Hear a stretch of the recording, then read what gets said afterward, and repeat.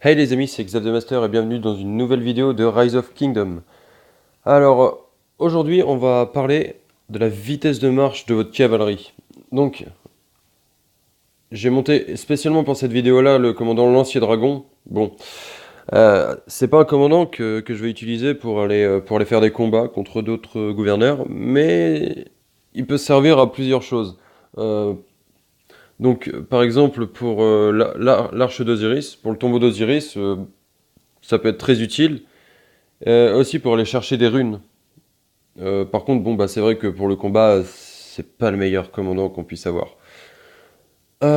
Sinon, derrière, j'utilise Lancelot. Alors, je vais vous expliquer tout de suite pourquoi. On va démarrer par Lancier Dragon. En fait, je vais mettre Lancier en premier. En second, je vais mettre Lancelot. Alors, pourquoi pourquoi pour la vitesse de marche, pourquoi prendre Lancier Dragon et Lancelot et pas mettre un KO avec Minamoto, par exemple?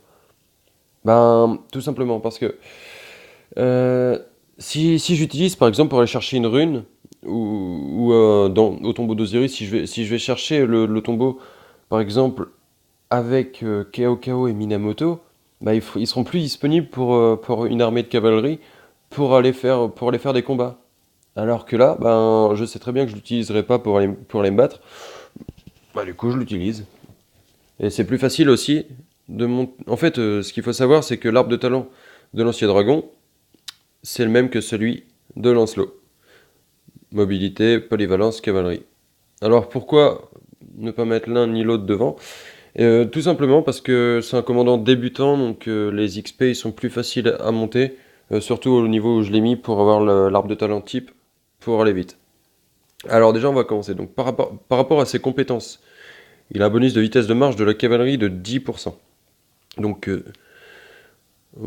voilà pour ça. Et ensuite, un arbre de talent assez spécial. Bon, je ne l'ai pas terminé, il me manque encore deux niveaux. Ici. Alors, en mobilité, je viens de monter donc le boost, le tout premier, 3% de vitesse de marche.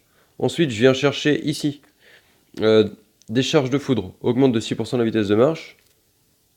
Et ici, un autre boost, 6%. C'est tous les boosts de vitesse de marche brute qu'il y a dans l'arbre de talent de mobilité. Ensuite, en cavalerie. Donc cavalerie, ici on a 3% de vitesse de marche. Je le monte à droite, ici pour la vitesse de marche également, 3%.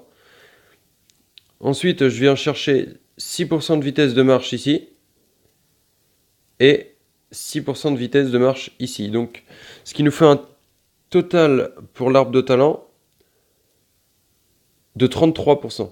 On a 33% dans l'arbre de talent et 10% en compétences. Donc, on a un total de 43%. Ensuite, euh, on va mettre Lancelot derrière parce que il a un bonus de vitesse de marche de 15%. Et ici de 5%. Donc ça nous fait du 20%. Donc si vous comptez 43% pour Lancier, 20% pour Lancelot, ça fait 63%. Et il y a quelque chose qu'il ne faut pas oublier aussi, c'est les bonus de civilisation.